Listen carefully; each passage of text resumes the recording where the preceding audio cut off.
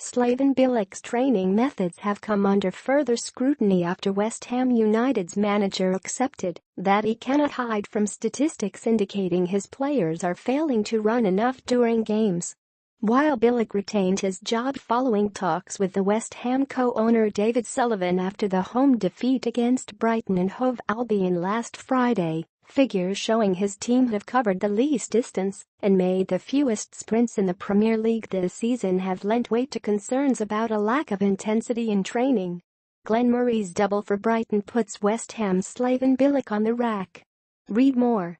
There is a feeling within the first team that they were not worked hard enough in pre-season and that it is too late for them to drastically increase their fitness levels with the season in full swing. Bilic, who is under heavy pressure before Wednesday night's Carabao Cup tie away against Tottenham Hotspur, spoke about the need to add more dynamism to his team at the end of last season, but his admission the numbers are not lying offered an alarming insight into West Ham's disappointing start to this campaign. "You are looking at the stats," Bilic said. "Many times you don't need the stats to have a feel of the game. Very rarely they are not as your feeling is. Especially at home, our numbers of running is not what it should have been. In general it is okay, but we need to do more running that counts, and that is high-intensity running and sprints.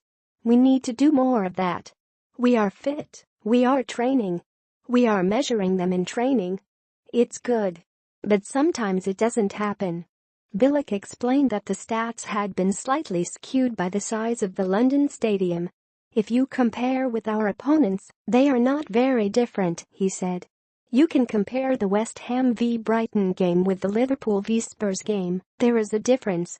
But between West Ham and Brighton, there is not a huge difference. The ball in play at our stadium is less than it is at smaller stadiums.